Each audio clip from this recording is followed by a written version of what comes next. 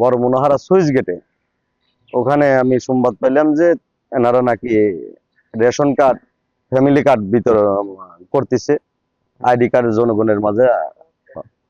কোন জানি সংস্থার কথা কইলো তারা সেই থেকে তারা আইডি কার্ড নিতেছে।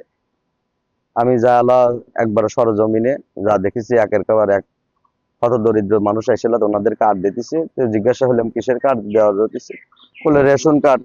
পরে দেখি যে ফ্যামিলি কার্ড, ও কার্ডের গায়ের সাথে লেখা আছে ফ্যামিলি কার্ড। তা আমি বিষয়টা দ্রুত ইউনো স্যারকে জানাই। ইউনো স্যার বলে যে তাড়াতাড়ি ওনাদেরকে অ্যারেস্ট করেন, ওনাদেরকে নিয়ে উপজেলায় চলে আসেন।